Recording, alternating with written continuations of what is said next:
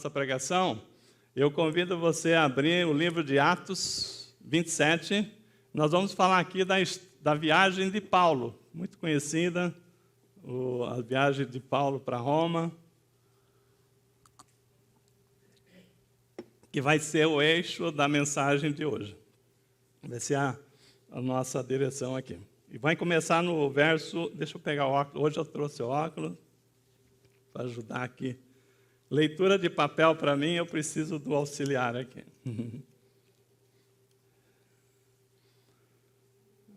No verso 9 em diante. Prepara aí que a gente vai fazer uma boa leitura aqui, tá? Que é a base da pregação. Todo mundo está aqui? Ó, então, a palavra diz assim, ó, tínhamos perdido muito tempo, agora a navegação se tornara perigosa, pois já havia passado o jejum. Por isso, Paulo os advertiu, senhores, vejo que a nossa viagem será desastrosa e acarretará grande prejuízo para o navio, para a carga e também para a nossa vida. Mas o centurião, em vez de ouvir o que Paulo falava, seguiu o conselho do piloto e do dono do navio. Visto que o porto não era próprio para passar o inverno, a maioria decidiu que deveriam continuar navegando, com a esperança de alcançar Fenícia e ali passar o inverno. Este era o porto de Creta, que dava para o sudoeste e noroeste. Começando a soprar suavemente o vento sul, eles pensaram que havia obtido o que desejavam. Olha, o tempo melhorou. Por isso levantaram âncoras e foram navegando ao longo da costa de Creta. Pouco tempo depois, desencadeou-se da ilha um vento muito forte chamado Nordeste. O navio foi arrastado pela tempestade sem poder resistir ao vento. Assim, cessamos as manobras e ficamos à deriva. Passando ao sul de uma ilha chamada Clauda, foi com dificuldade que conseguimos recolher os barcos salva-vidas. Levantando, lançaram mão de todos os meios para reforçar o navio com cordas, e temendo que ele encalhasse nos bancos de areia de Sirte, baixaram as velas e deixaram o navio à deriva. No dia seguinte, sendo violentamente castigada pela tempestade, começaram a lançar fora a carga. No terceiro dia, lançaram fora com as próprias mãos a armação do navio. Não aparecendo nem sol nem estrelas por muitos dias, e continuando a bater-se sobre nós grande tempestade, finalmente perdemos toda a esperança de salvamento. Visto que os homens tinham passado muito tempo sem comer, Paulo levantou-se diante dele e disse, os senhores deviam ter aceitado o meu conselho de não partir de Creta, pois assim teríamos evitado esse dano e esse prejuízo. Mas agora recomendo-lhes que tenham coragem, pois nenhum de vocês perderá a vida, apenas o navio será destruído. Pois ontem à noite apareceu-me um anjo de Deus, a quem pertenço, a quem adoro, dizendo-me, Paulo, não tenha medo, é preciso que você compareça perante César. Deus, por sua graça, deu-lhe a vida de todos os que estão navegando com você. Assim, tenham ânimo, senhores, creiam em Deus que acontecerá do modo como me foi dito. Devemos ser arrastados para alguma ilha. Na 14ª noite, ainda estávamos sendo levados de um lado para o outro, no mar Adriático, quando por volta da meia-noite os marinheiros imaginaram que estávamos próximos da terra. Lançando a sonda, verificaram que a profundidade é de 37 metros. Pouco tempo depois, lançaram novamente e encontraram 27 metros. Temendo que fôssemos jogados contra as pedras, lançaram 4 âncoras da popa e faziam preces para que amanhecesse o dia. Tentando escapar do navio, os marinheiros baixaram o barco salva-vidas ao mar, a pretexto de lançar âncoras da proa. Então Paulo disse ao centurião e aos soldados, se esses homens não ficarem no navio, vocês não poderão salvar-se. Com isso, os soldados cortaram as cordas que o prendiam no barco, salva-vidas, e deixaram cair. Pouco antes de amanhecer, Paulo insistia que todos se alimentassem, dizendo, hoje faz 14 dias que vocês têm estado em vigília constante, sem nada comer. Agora eu os aconselho a comerem algo, pois só assim poderão sobreviver. nenhum de vocês perderão um fio de cabelo sequer. Tendo dito isso, tomou o pão e deu as graças diante de todos, então partiu e começou a comer. Todos se reanimaram e também comeram algo. Estavam a bordo 276 pessoas. Depois de terem comido, até ficarem satisfeitos, aliviaram o peso do navio, atirando todo o trigo ao mar. Quando amanheceu, não reconheceram a terra, mas viram uma enseada, uma praia, para onde decidiram conduzir o navio, se fosse possível. Cortando as âncoras, deixaram-as no mar, desatando ao mesmo tempo as cordas que prendiam os lemes. Então, alcançando vela da proa ao vento, dirigiram-se para a praia. Mas o navio encalhou-se no banco de areia e tocou no fundo. A proa encravou e ficou imóvel, e a popa foi quebrada pela violência das ondas. Os soldados resolveram matar os presos para impedir que algum deles fugisse, jogando-se ao mar.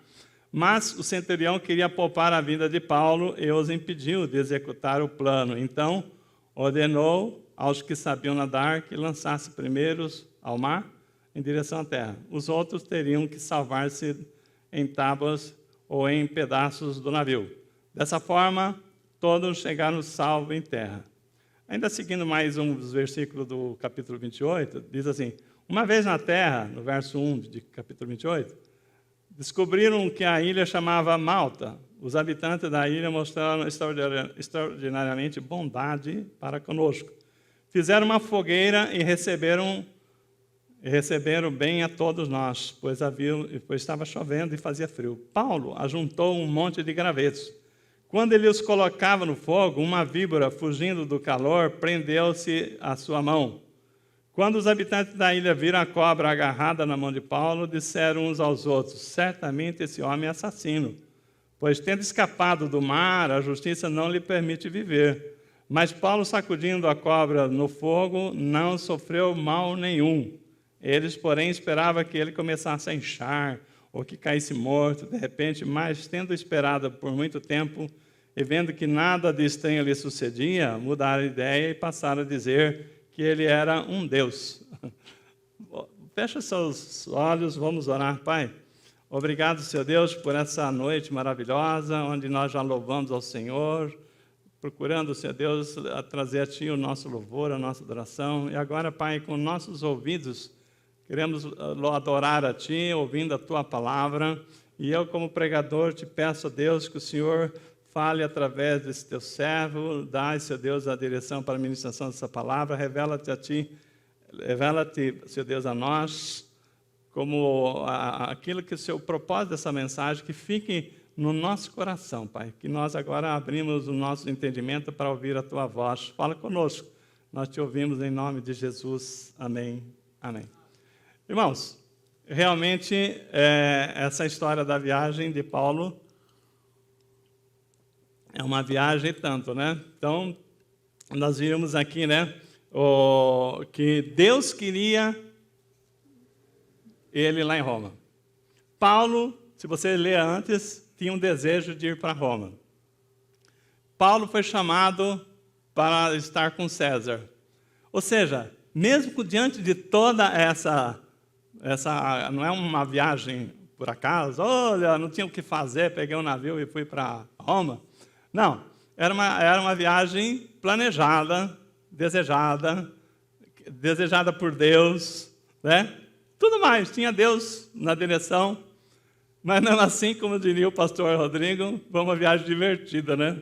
Entre aspas, né? Uma viagem que Paulo não se esqueceu dela tão cedo, né? Então, vocês viram, né, que realmente aconteceu muitas coisas. E essa ministração de hoje vai mostrar como uma viagem, né? Vamos pegar aqui uma referência. Teve muitas sinalizações para essa viagem não ser tão desastrosas.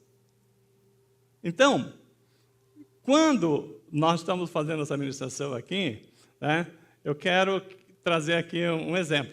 Se você fosse, que nem o irmão Cícero, né, compartilhando aí, ele tem um plano aí para visitar a família, né, lá no Recife, né, em Pernambuco, e ele quer ir de carro.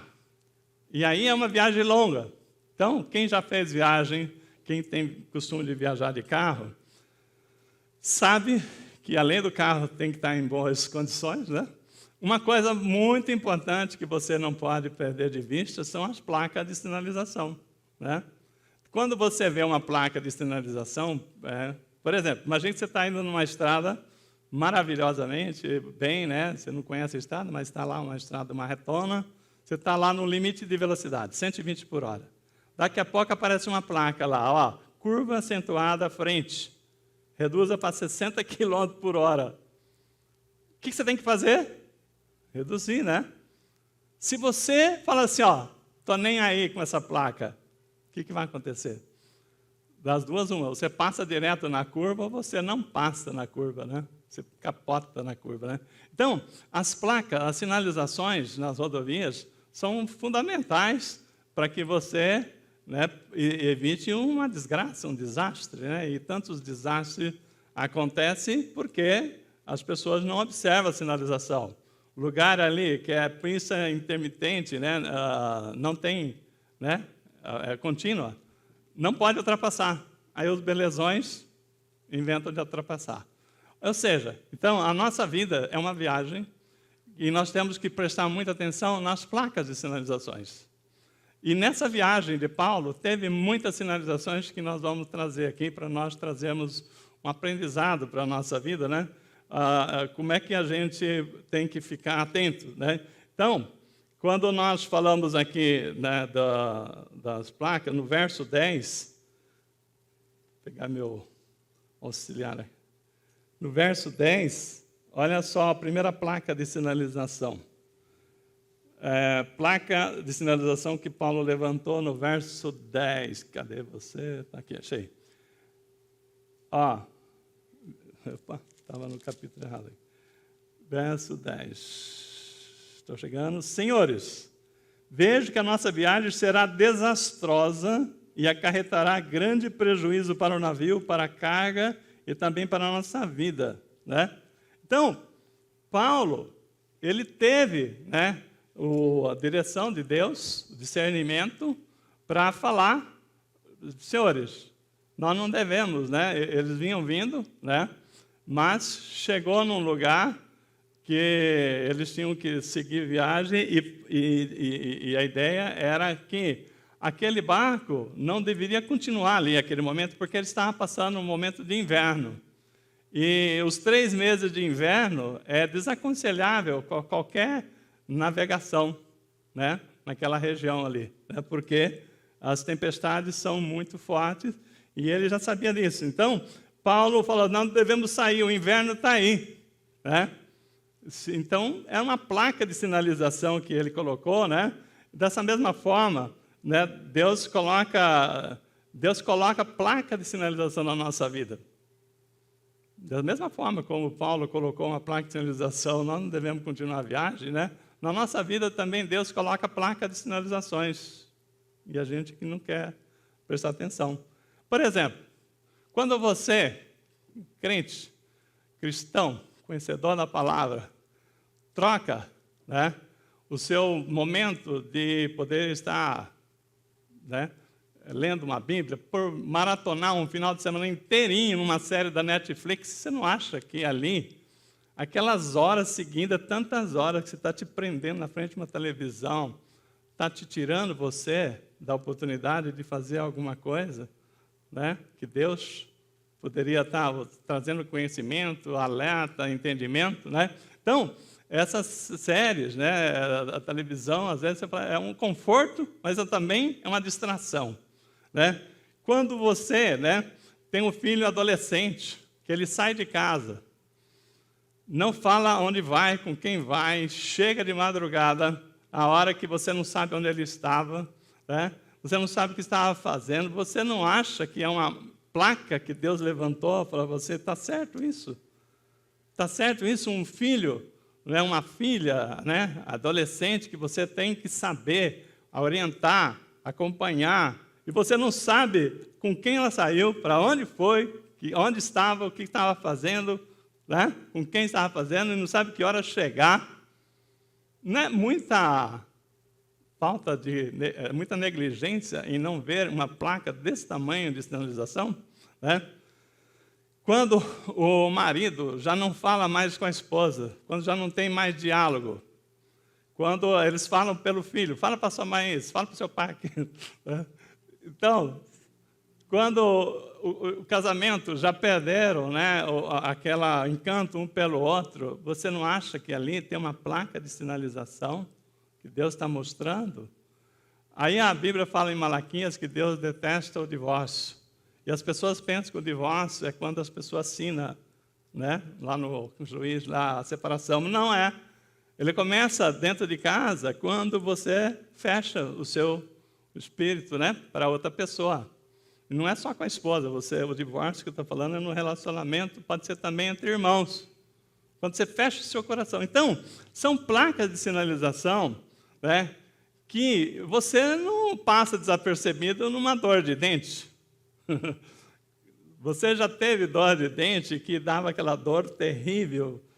Aí você correu para o dentista porque você não suportava, é desconfortável, né? Falou assim, não, eu tenho que cuidar porque eu não estou, né? Por que o dor de dente se foi atrás e essas outras placas a gente não liga, né? Então, isso, né, que nós estamos falando, né, são placas, né, que Deus mostra para a gente. Ó, perigo, olha lá o que está acontecendo. E o que você faz quando tem essas sinalizações?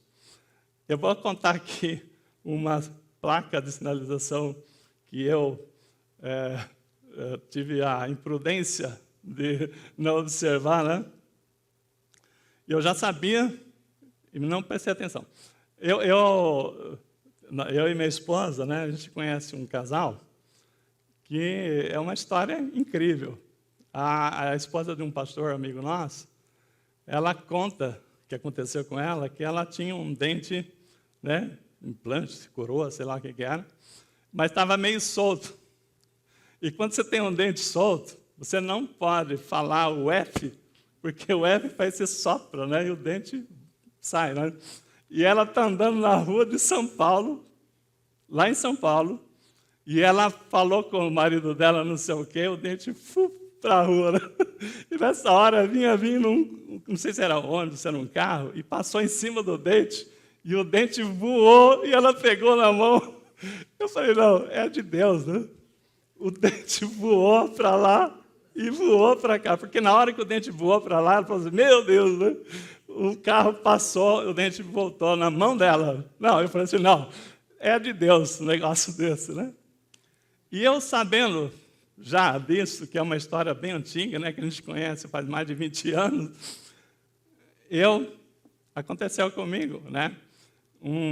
Faz uns 3 meses, e eu estou, domingo de manhã, eu percebi que um dente estava meio balançando. Eu pensei assim comigo, amanhã eu vou no dentista, tenho que passar no dentista cedo, né? Mas, aquela primeira placa de sinalização, eu não tomei providência. Aí vim à noite para o culto, e naquele dia eu tinha que pregar, né? Olha só, tinha que pregar. Isso faz uns 3 meses, né? Não faz muito tempo não. E eu estou no louvor, louvando a Deus, e eu acho que era quando você estava cantando, faça um milagre em mim, né? O dente voou. O dente voou e caiu no chão. Eu rapidamente catei o dente. Fui lá para o banheiro, coloquei ele no lugar e fiquei orando. Olha, procurei Super Bond, não tinha lugar nenhum aqui na igreja. Tem que comprar uma Super Bond aqui. Deixar uns pronto-socorro, né, do dente. Aí, eu falei, e agora? Eu falei, se eu falar para minha esposa, ela vai ficar muito preocupada, mas eu tenho que falar. Aí eu chamei ela e falei assim, ó, estou com esse problema. Como é que a gente faz? Você sabe de alguma, você tem alguma coisa na bolsa? Não. Aí, eu falei, o que faz? O que fazer? Ah, vamos comprar, né? Então ela chamou o irmão Cleito, e os dois saíram daqui para achar uma farmácia, um lugar que vendesse Super Bond, né? Então, e já estava chegando a hora da oferta e eu ia pregar. E eu falei assim, você já pensou? Aí eu avisei o pastor Rodrigo, cheguei aqui no cantinho e falei, ó, está acontecendo isso. A sua mãe foi com o Cleito lá comprar lá, mas se demorar, se estica os avisos aí. Mas deu certinho, né? Deus mandou eles lá, eles passaram uns 4, 5 lugares, né, Cleito? Acharam. Aí, antes de terminar os avisos, eles chegaram, fomos lá, e, enfim, a minha esposa tem uma especialidade em dente, aí ela conseguiu botar no lugar. Irmãos, primeira sinalização de manhã, eu não tomei providência. Mas na segunda sinalização, você já pensou se eu ficasse assim?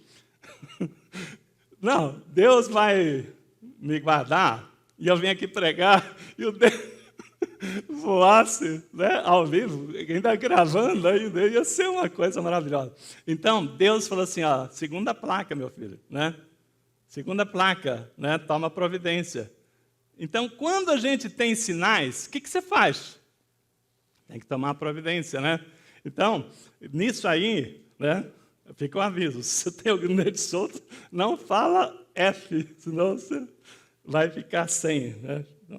Então, quando nós temos assim sinais, né, na nossa vida, né, então nós temos que tomar as providências. Tem coisas que estão acontecendo, Deus está sinalizando, e o que você está fazendo? Né?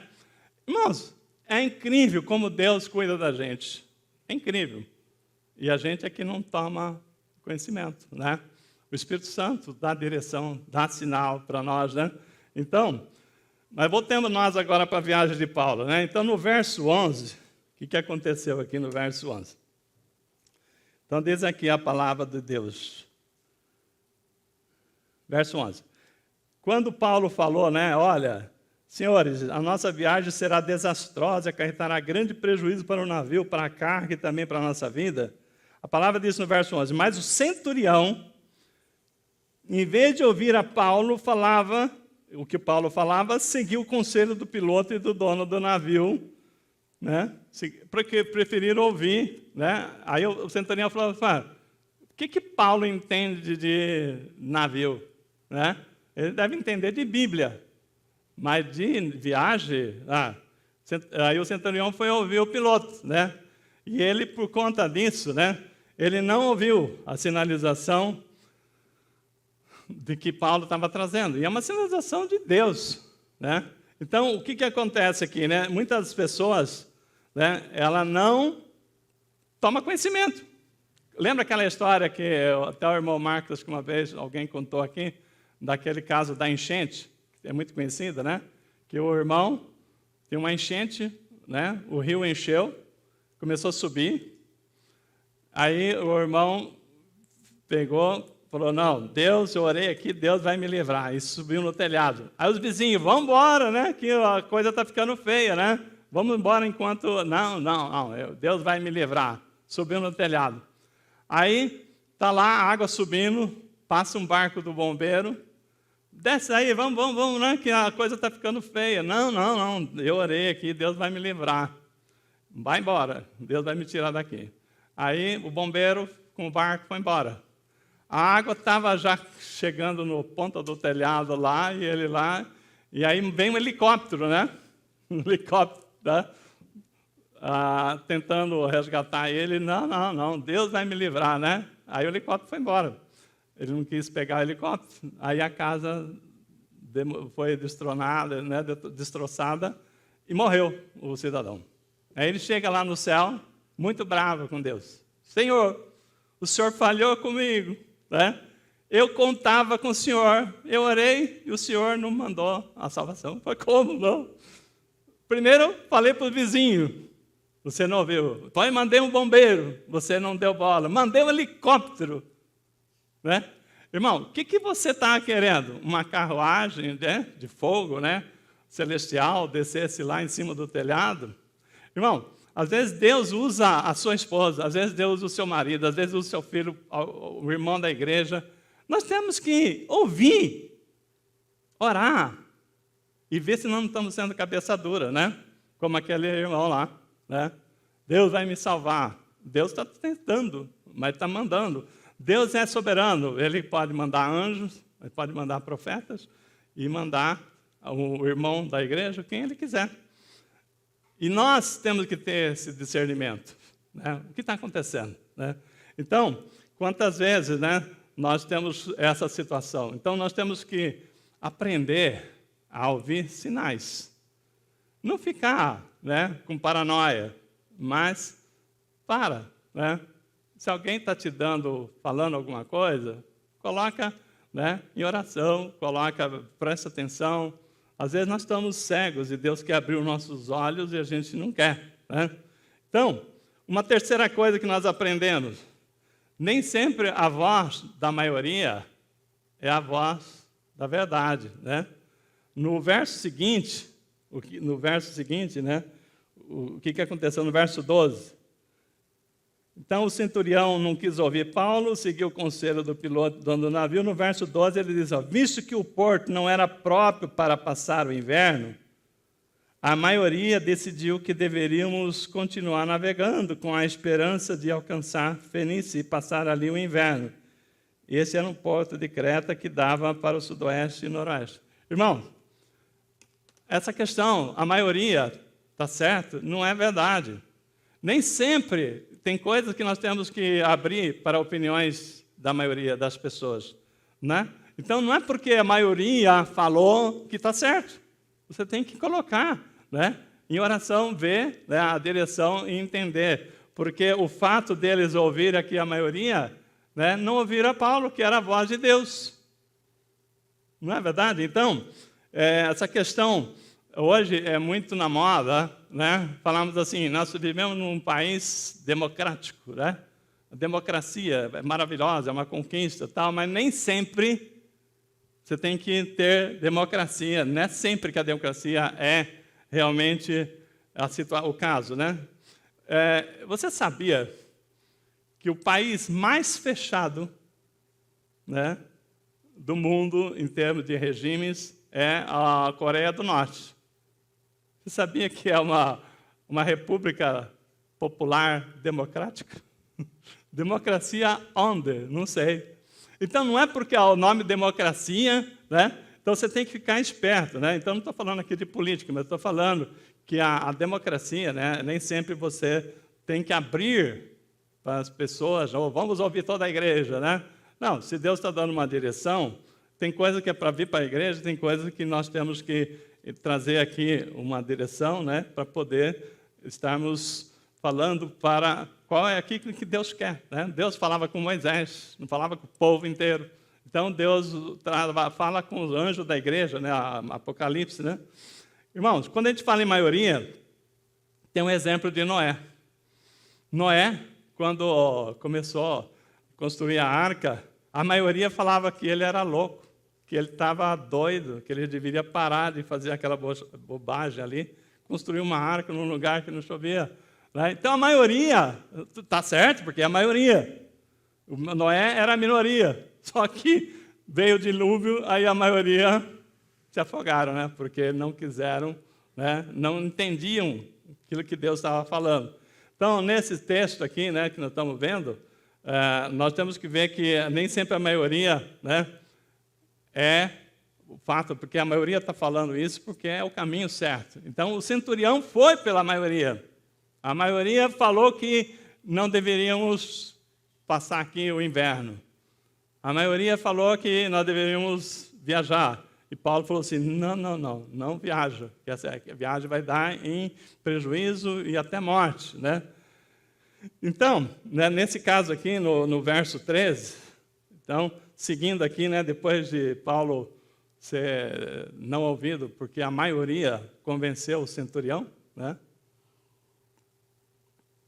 Aí nós estamos vendo aqui no verso 13, a palavra diz aqui o quê? Soprando, verso 13. Começando a soprar suavemente o vento sul, eles pensaram que havia obtido o que desejavam. Olha, o tempo está abrindo, está vindo uma brisa suave, aquela tempestade, aquele tempo todo fechado de inverno e tal.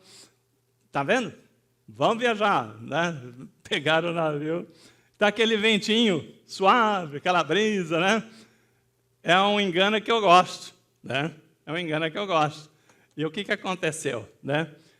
Eles pegaram e acharam que estava, né, no caminho certo. E falou assim, olha, você já pensou se a gente fosse na do Paulo?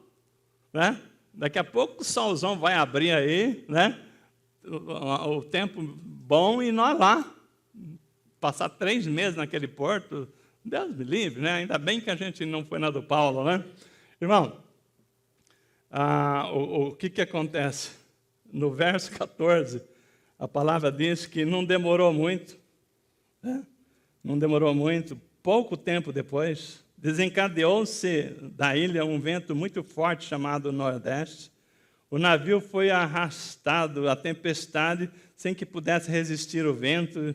Então, ou seja, aquela brisa, né, é uma situação enganadora, né? É uma situação enganadora. Parece que a pessoa... Você já viu aquela situação da pessoa desobedecer a Deus? E as coisas parece que está tudo boa. Fala assim, está vendo? Não aconteceu nada. Eu desobedeci a Deus e as coisas estão boas para mim, né? Olha, perda de tempo ficar obedecendo a Deus, né? Mas ele não sabia que na próxima curva já estava havendo um vento para destruir todo aquilo lá. Então, muitas vezes, né? Muitas vezes a gente não imagina, né? Que você está no caminho errado. As coisas parecem que você está desobedecendo a Deus ainda na vantagem. Não é tão ruim desobedecer a Deus que eu estou na vantagem. Pense o caso de Davi, por exemplo. Todo mundo conhece a história do Davi e Betseba, né? Davi, ao invés de ir lá guerrear com o seu soldado, um dia ele resolve dar uma de preguiçoso, ficar em casa, né? E aí ele ficou. Acordou tarde, levantou, foi lá na varanda, né? E está olhando, aí de repente, eis que ele vê uma mulher bonita, né? Tomando sol ainda nua.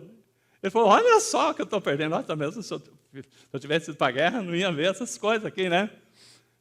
E eu sou rei, então chama aquela mulher lá.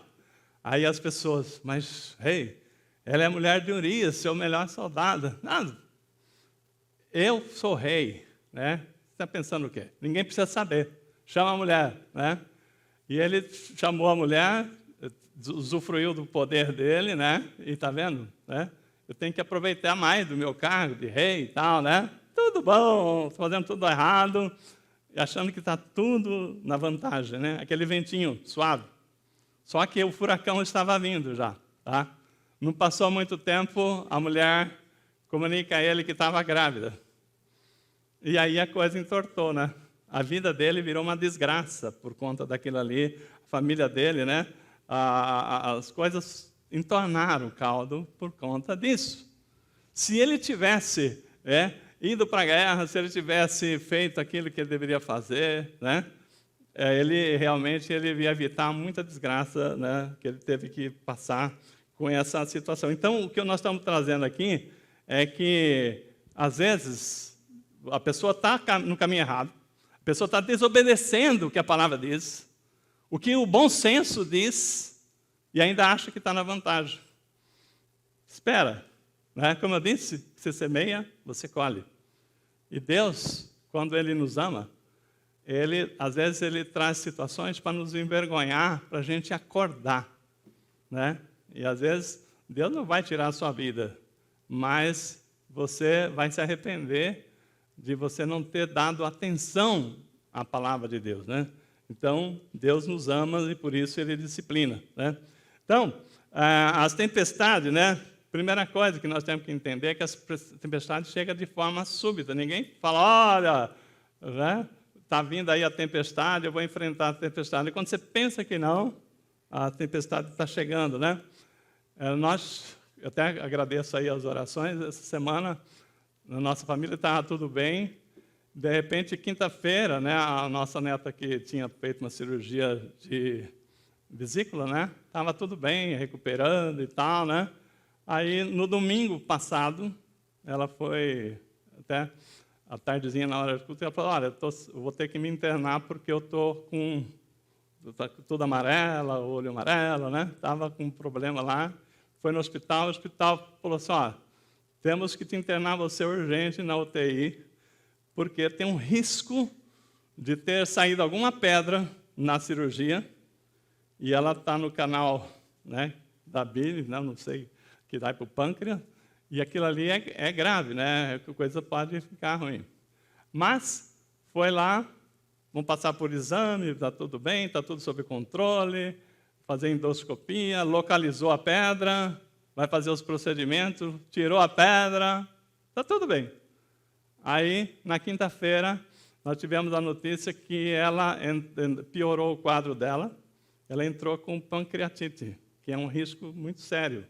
Então, do nada, uma coisa que parece que está nos controles, do nada vem uma tempestade, né?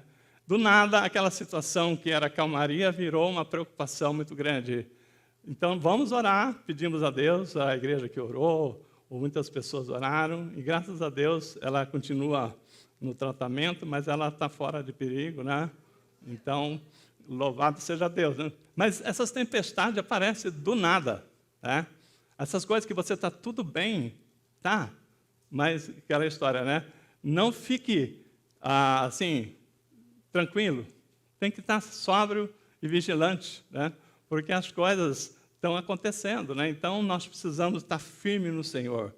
Firme no Senhor, né? Porque você nunca sabe o que nós vamos ter pela frente na nossa viagem da vida, né? Então, quando nós falamos aqui da tempestade, quando elas chegam, elas arrasam, né? Quando elas chegam, elas te pegam de forma súbita, elas te arrasam. Então, essa calmaria que eles pegaram foi um engano trouxa, né? Que eles acharam, tá vendo? Se a gente tivesse ficado lá no porto, tinha perdido tempo, porque olha aqui, dá para viajar tranquilo. Sim, espera na próxima curva, né? Não tem curva, mas não modo de dizer aqui da viagem, né? No verso 15, olha o que aconteceu. A tempestade chega e perde o controle da situação. Quando a tempestade chega, irmão, a coisa fica feia, crítica, porque você perde o controle da situação. O navio, por mais estruturado que fosse, né, no verso 15, olha só. O navio foi arrastado pela tempestade sem poder resistir ao vento. Assim, cessamos as manobras e ficamos à deriva. Então, os ventos eram tão fortes que não tinha como dominar. O navio estava sendo arrastado. Alguém aqui já teve experiência de pegar a estrada, de passar por uma aquaplanagem, pegar água né? O que acontece? O seu volante fica assim, ó. Eu estou com o controle na mão. Que controle? Né? O carro está indo aonde ele quer. Você vira para lá, vira para cá. A roda não está pegando no chão. Não tem jeito. Você perdeu o controle. Irmão, quando a tempestade chega, as pessoas perdem o controle.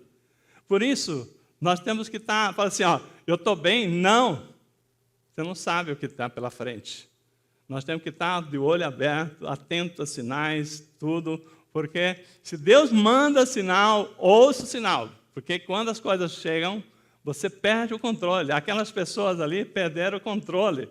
Tem muita crente, gente boa, que perderam o controle, né? Não ouviram a palavra de Deus, entraram em relacionamento pela internet, entraram em parcerias com empresas que não deviam, a vida dele estava tudo bem e desabou. Irmão, por quê? Porque não viram sinais, com certeza. Se ele é uma pessoa fiel, Deus manda sinal, né? E se você está propenso a não ouvir a palavra de Deus, se você está afastado de Deus, como é que você vai ouvir sinal? Né? Se nem Bíblia você não lê, se você nem mais tem aquela presença constante de Deus na sua vida. Irmãos, coitado de quem abre mão da presença de Deus diariamente na sua vida. Por quê? A tempestade pode chegar a qualquer momento. Mas se você está com Deus, é uma coisa. Se você não está com Deus, as pessoas perdem o controle. Você sabe o que é você perder o controle, o carro rodando? Ele só vai parar a hora que bater alguma coisa. E aí depois você vai ver o tamanho do desastre se você estiver vivo. Muita gente perdeu família, né? em desastre, que eu estou falando aqui, de tempestade, não de acidentes, né? Mas tempestade de erros, de escolhas, de falta de habilidade no relacionamento. Aí perde a família, perde a esposa, depois perde o emprego, perde a saúde. Irmão, tem gente que perdeu o controle total. A vida dele era uma coisa e é outra. Por quê? Com certeza porque se afastou de Deus. Porque se a pessoa está ligada em Deus, Deus manda sinal. Você pode passar por situação, mas Deus te avisa, fala, ó, segura firme aí, vai vir um solavanco aí, você não vai perder o controle. Então, quando a gente não ouve, né, a voz de Deus, nós passamos por essa situação. Quinta lugar aqui que chega aqui, aos pontos que eu estou anotando aqui, chega uma hora que você vai ver o prejuízo. Vamos lá ver o que aconteceu. Aí no verso 18 e 19, né? No verso 18 e 19, diz assim a palavra. No dia seguinte, sendo violentamente castigado pela tempestade, começaram a lançar fora a carga. No terceiro dia, lançaram fora com as próprias mãos a armação do navio. Então, começaram a jogar tudo fora. Pensa no prejuízo, o trigo, né? Trigo, né?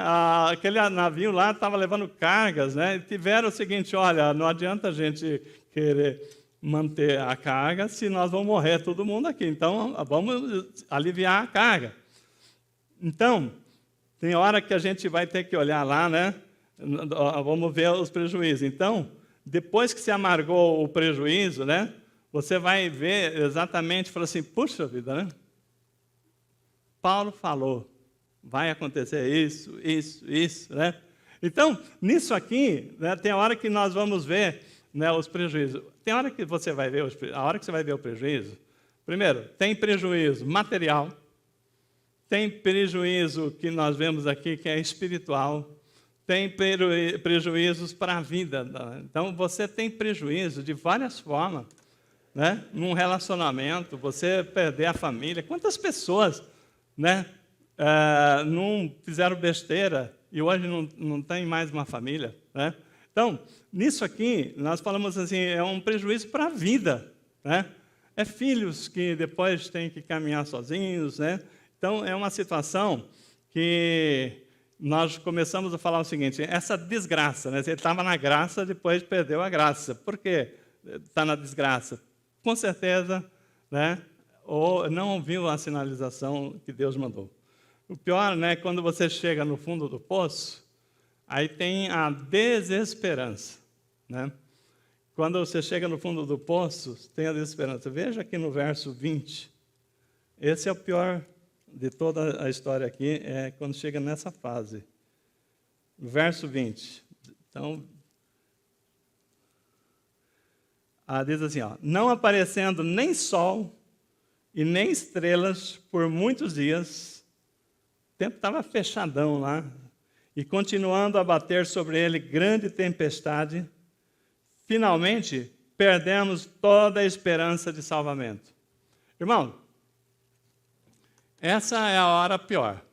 Enquanto você está atento, você está vendo uma luz no fundo do túnel, você está sabendo para que você tem que fazer, para onde você tem que correr, ainda o que eu posso fazer, o que eu ainda tenho uma esperança aqui, uma esperança ali. Mas quando você olhou tudo que você tinha que fazer, você fez e não tem mais jeito.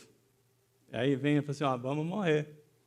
Não tem jeito. Ninguém pode nos salvar. Ninguém pode nos salvar. Então, essa hora aqui, né? Essa hora é a hora do desespero, né? Então, quando nós falamos aqui, né, nessa passagem, as pessoas estavam desesperadas, com medo de morrer, ninguém poderia salvar. Então, ele chega no desespero pleno, e ali, tudo fechado, né? Não tem sinalização, né? Vários dias, não sabe nem para onde está, para onde que eles podem chegar. Então, nessa parte aqui, que lição que nós podemos tirar, né? Quando você se sente fraco, sem forças, entendeu? Nessa hora, as pessoas, a conclusão que a pessoa chega é que, ó, acabou, vamos morrer, né? Não tem jeito. Então, o que nós temos que saber, né, das tempestades? Nós devemos, nessa hora, né, olhar para Deus. É uma coisa tão básica e o crente esquece. Quando nós chegamos numa hora que você já fez tudo, fez tudo que você devia fazer e não houve solução, para, né, e de olhar a circunstância. Para de ver que o navio está afundando e começa a olhar para Deus. Mas, pastor, como é que eu estou vendo o navio afundando aqui, eu vou olhar para Deus, né? Mas é isso mesmo, você tem que deixar de olhar a circunstância, porque é nessa hora, quando você não tem mais nada para fazer, que é a hora que Deus age na nossa vida. Deus já deu aviso, já deu toda a direção, e você foi, mas tem uma coisa, Deus tem um propósito. Deus não falou que queria Paulo lá em Roma? Né? Então, Deus falou, não vou deixar as pessoas morrer, tanto é que ele mandou o anjo, né, para falar para Paulo, ninguém vai morrer por sua causa, porque eu quero você lá em Roma, só o navio que vai se perder. Irmão, nessa hora aí, Paulo estava sabendo, estava no controle, mas as outras pessoas estavam todas desesperadas. As pessoas estão, quando chega essa hora, né, e nós não temos mais para onde correr, nós temos que lembrar que é a hora que nós temos um Deus do impossível. Quando você não vê mais nenhuma saída, grava bem isso aqui. Vocês devem ter ouvido isso aqui muitas vezes, mas grava isso. Se você chegar no momento que você não vê uma saída, tem Deus. Ele é o Deus do impossível, né? Deus que faz saída onde não tem saída. Deus que muda diagnóstico. O médico falou assim, acabou, né? Deus falou acabou? Não. Deus muda diagnóstico. Então, nós temos que entender que nós servimos um Deus do impossível. Um Deus que as coisas nossas, para Ele, né, não funcionam. Para Ele é Deus que pode todas as coisas. Ele cria um fato novo onde não tem solução nenhuma. Você acredita nisso? Deus é um Deus criador. Ele fez tudo, né? O que você está precisando? Não é o que você está precisando, mas é o que Deus quer fazer por você. Então, nisso aqui, né, a primeira coisa que nós temos que ver é o seguinte: quando a pessoa está nessa situação de desespero, né, fora de controle, que ele já viu, não tem nenhuma esperança, né, é a hora que nós temos que lembrar que nós temos fé em Deus. Aquela pessoa não tem, então nós temos que levar a fé para aquela pessoa. Temos que falar que para Deus é possível. É lógico que Deus é soberano. Ele vai fazer se Ele quiser, né? Se Ele não quiser, Ele não vai fazer. Mas nós temos essa esperança. Quando tudo está perdido, para Deus não tem nada perdido, né? Então, quando você pensa que tudo acabou, né, para Deus não tem nada, né? Então, quando nós vimos aqui, Deus é possível de reverter um quadro total de tragédia. Ele pode transformar todo aquele cenário, né, e trazer a esperança onde não tem esperança, trazer uma saída onde não tem saída. Então, Deus, Ele cria, né, a saída que nós não vemos. Então, vamos ver o que aconteceu no verso 21 e 22 aqui, né? Verso 21. A palavra diz assim, visto que os homens tinham passado muito tempo sem comer, Paulo levantou-se diante dele e disse: os senhores deviam ter aceitado o meu conselho e não partir de Creta, né? Paulo aproveitou para falar, fez igual aquela esposa, né, que falou para o marido: não faça isso, não faça isso. E o marido fez, falou: tá vendo? Eu falei para você, né? Paulo falou assim: eu vou fazer igual aquelas esposas que avisou, né? Pois assim teriam evitado esse dano e prejuízo. Mas agora, verso 22, recomendo que tenham coragem, pois nenhum de vocês perderá a vida, apenas um navio será destruído, né? Pois ontem à noite apareceu-me um anjo de Deus a quem pertenço e a quem adoro, dizendo-me: Paulo, não tenha medo, é preciso que você compareça perante a César. Então Deus tem um propósito. Irmãos, eu aprendi faz tempo. Eu creio que você também já sabe disso. Mas Deus tem um propósito na nossa vida. Ninguém de nós vai morrer antes de que Deus cumpra os propósitos dele. Só que nós podemos, se não ouvir os sinais, passar por situações que não precisava. Né? Nós podemos passar por situação que não precisava, porque nós não ouvimos a sinalização de Deus. Né? Mas ninguém vai morrer antes daquilo que Deus já planejou. Né? Deus tem um propósito. Deus quer usar muito a mim e a você. Não sei quanto tempo que é o nosso muito, mas eu creio nisso. Deus tem um propósito. E quando você está conversando com pessoas que estão passando por situação de desespero, ela não tem essa noção. Mas você tem. Então você tem a obrigação de ter uma palavra de fé, né? E trazer uma esperança para crer em Deus, buscar no Senhor, né? Buscar no Senhor. Então, nisso aqui, né, Paulo falou para eles, né? Então, nas tempestades, a nossa obrigação, como cristão, conhecedor da palavra, é encorajar as pessoas que não têm a visão que nós temos. A nossa obrigação, né, é lembrar as pessoas que Deus pode todas as coisas, nada está perdido para Deus. Agora, lembrar também que as pessoas, por ser medrosas, por não ter o conhecimento de Deus, elas levam outras pessoas ao desespero. Lembra os 10 espias? Os 10 espias, né, tinha lá uma terra que emana leite e mel, coisas maravilhosas, voltaram lá e contaminaram toda a população, que aquilo ali era suicídio, né? Que tinha gigantes, que eles perto dos gigantes eram como gafanhotos, que eles iam morrer todo mundo. Aí todo mundo, meu Deus, eu não quero ir para lá não. Meu Deus, você trouxe a gente para morrer aqui e não queremos ir lá não, né? Então, Deus ficou muito irado, né?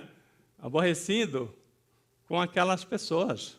10 pessoas, né? 10, 5 mais 5, 10, contaminaram milhões de pessoas ali. E por causa daquelas 10 pessoas, aquelas milhões de pessoas morreram todas no deserto. Enquanto não morreu a última que não acreditou, Deus não deixou o povo atravessar o Rio Jordão. Então, pensa nisso, né?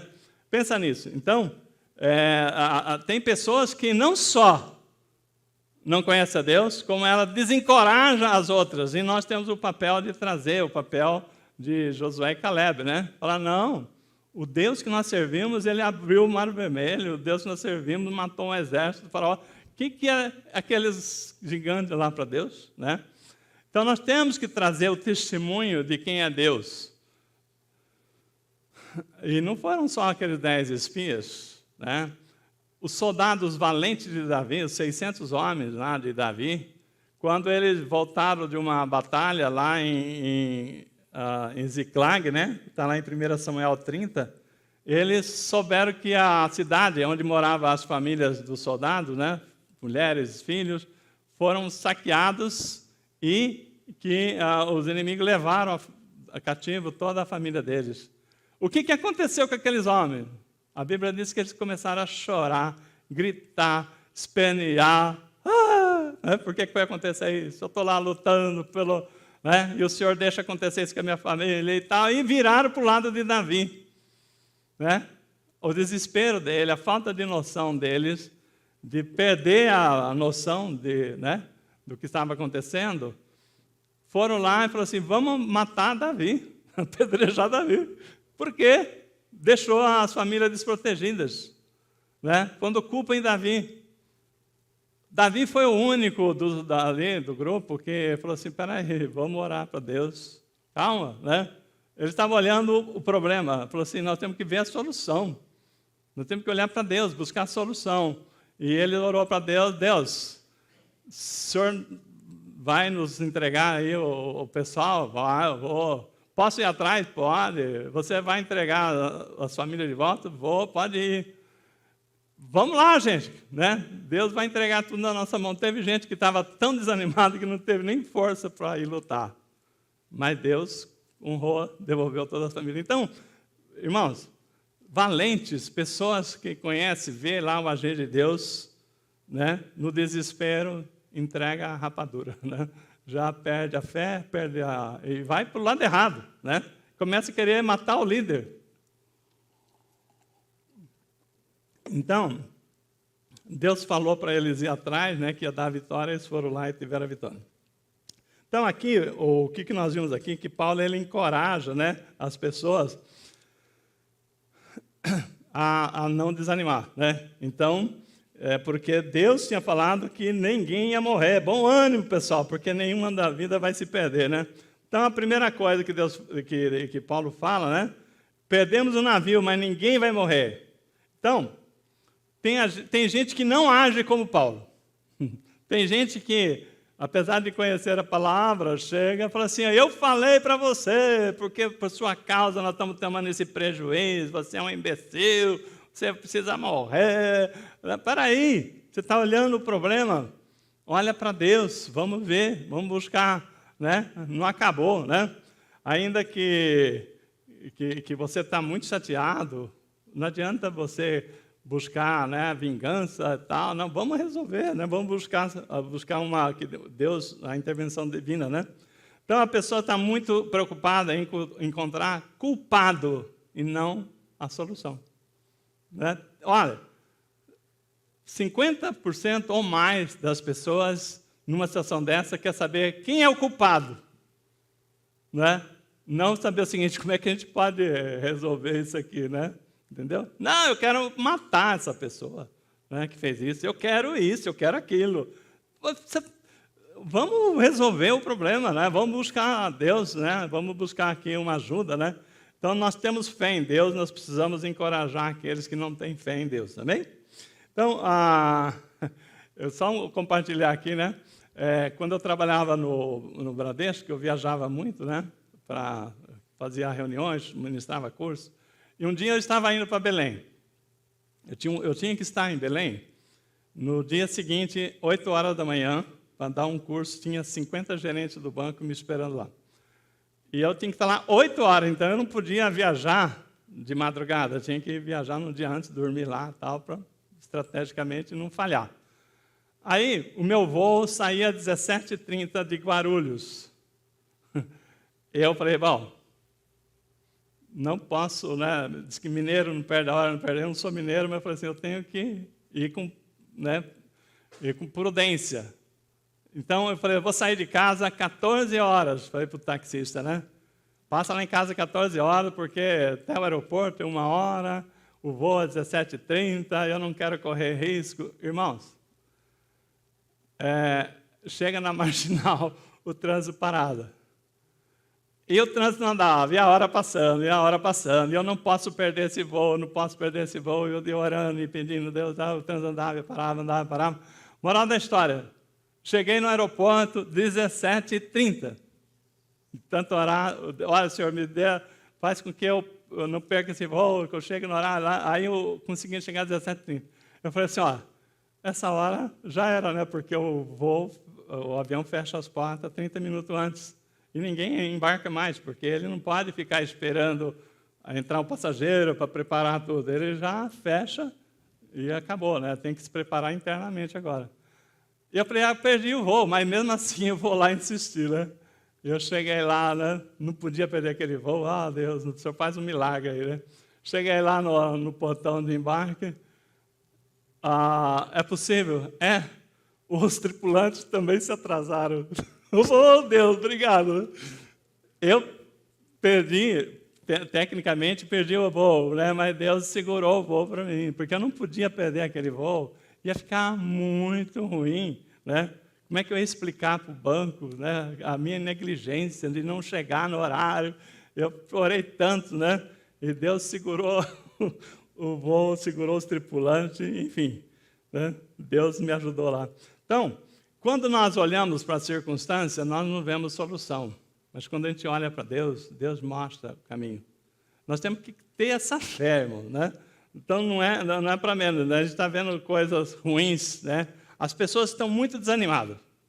Quando eu olho para o futuro, sabendo o que está acontecendo, a gente que que vem, já está com uma longa jornada, você fica preocupado, né? Fala, o que vai ser desse mundo daqui 20 anos? Você começa a preocupar. Você começa a preocupar com seus filhos, começa a preocupar com seus netos. Mas Deus falou, não tem que se preocupar. Porque eu estou cuidando. Deus cuidou da gente até aqui. Olha, as coisas estão ruins e vão ficar piores. Por isso nós precisamos estar cada vez mais na presença de Deus. As coisas vão ficar pior? Vai. A Bíblia fala, né? Que cada vez mais o amor de muitos se esfriarão, as pessoas, né, buscarão os seus desejos, né? Então a gente vê as pessoas se esfriando, mas nós fomos levantados como povo de Deus.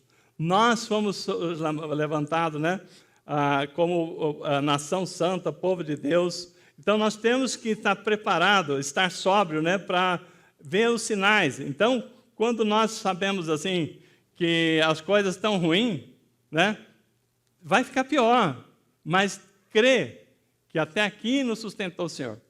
Até aqui o Senhor tem nos guardado, até aqui o Senhor tem nos dado uma condição de privilégio. E eu falo, nós somos privilegiados. Quanto você é agradecido a Deus por Ele guardar você, a sua casa, a sua família, todos os dias? Todos os dias. Mesmo que tenha um desemprego, Deus, Ele provê. Mesmo que haja uma pessoa ruim, Deus provê, né? Não tem nada que Deus não possa fazer por nós, irmão. Não tem governo, não tem nada, né? Então, tem gente que fala assim, olha, acabou. O diabo que pensa que acabou, mas para Deus não acabou, né? Quando José, né? A história de José, né? Quando prenderam ele lá, jogaram ele na cadeia lá, esqueceram dele, o diabo falou assim, ó, acabei com a vida de José, né? Deus falou assim, engano seu. Eu coloquei ele lá na prisão para conhecer o copeiro do rei, e o faraó vai trazer ele, e ele vai ser o segundo homem do Egito. Não, é só o começo, né? Então, quando às vezes, mesmo que as coisas parecem que estão ruins, né? Se você está com Deus, Deus falou assim, o diabo pode achar que acabou, mas para Deus é só o começo. Quando Jesus foi humilhado, quando Jesus foi entregue lá, e os soldados, né, judiaram dele, e o diabo viu ele morrendo na cruz, falou assim, ei, matamos o Filho de Deus, né? Ganhamos, né? Falou assim, vocês perderam. Ai daquele que tocar no ungido do Senhor. Por causa disso, ele venceu o pecado, venceu a morte, né? Venceu o inferno. Então, a chave do inferno e do pecado foi arrancada da mão de Satanás. Agora, Satanás não tem mais poder. Então, quando o diabo acha que ganhou, se nós estamos com Deus, é só o começo das vitórias. Então, não tenha medo, não tenha nenhuma dúvida, né? Então, às vezes, irmãos, a gente fica preocupado, né? Mas a palavra diz lá em 1 Pedro, deixa eu ver onde eu marquei aqui. 1 Pedro 2,9. Olha aqui que Deus fala para nós, de nós. Porém, vós sois raça eleita, sacerdócio real, nação santa, povo de propriedade exclusiva de Deus, a fim de proclamar as virtudes daquele que vos chamou das trevas para o reino da maravilhosa luz. Então, Deus, né, nos fez, né, propriedade exclusiva dele. Deus tem cuidado porque nós somos a igreja de Jesus Cristo. Deus tem um carinho especial porque a igreja de Jesus Cristo é a ponta de lança para poder vencer essas frentes que o inimigo tem levantado para destruir famílias. A igreja de Jesus Cristo é vencedora. Então, se você olhar e falar, não, porque o diabo... Não, você está vendo o que o diabo está fazendo, você tem que ver o que Deus está fazendo. O que Deus está levantando, né? Então, nós temos que ter aquela palavra que maior é o que está em nós do que o que está no mundo. Mas, às vezes, a pessoa vai ficando deprimida, ansiosa. Tem pessoas muito ansiosas, né? Aqui na igreja mesmo, aqui, eu sei que nesse momento tem pessoas que lutam com ansiedade. Mas aí Pedro fala assim, ó, lançai sobre ele toda a sua ansiedade, porque ele tem cuidado de vós. Irmão, se você não está conseguindo, você não É tanta coisa que você fica ansiosa. Como é que vai ser amanhã? E como é que vai ser? E como é que vai ser depois? Então, a palavra diz assim, né? Está lá em 1 Pedro 5,7. Lançai sobre ele toda a vossa ansiedade, porque ele tem cuidado de vós. Deus tem cuidado da gente. Então, a gente sofre, né? Começa a sofrer antecipadamente. O que Jesus fala? Basta para cada dia o seu próprio mal. Você está sofrendo coisa que não aconteceu. Deus ainda não agiu, né? Então, nós temos que confiar em Deus, né? Então, não é folgar no Senhor. Deus ajuda. Nós temos que fazer a nossa parte, mas confia que Deus fará a parte dele. Amém? Então, bom ânimo, meus irmãos. Né? Então, Deus é o nosso socorro presente nas horas de angústia. Então, se você estiver passando por situação, vem alguém passando, traga uma palavra de fé, de esperança, né? Então, porque Deus, Ele está conosco o tempo inteiro, né? E Deus está falando para nós nessa noite. Tem tempestade? Tem, né? Mas também tem um anjo que eu enviei para guardar a sua vida. O anjo foi lá e falou para Paulo, tranquilo, né? O Senhor, Deus, quer você lá em Roma, falar com César. Então, você não vai perecer, ninguém nesse barco vai morrer. Então, tem tempestade? Tem. Mas também tem anjo, que Deus já deu ordem aos anjos a nosso respeito. Então, creia nisso, né? Então, tem covas de leões? Tem. Mas também tem anjos fechando a boca do leão. Ele não vai fazer nada, porque mesmo que o Daniel seja lançado na cova do leão, Deus está lá, mandando seu anjo para fechar a boca do leão. Tem fornalha ardente? Tem. Mas Deus também tem o quarto homem que entra lá para fazer com que o poder do fogo cesse. Pode um negócio desse?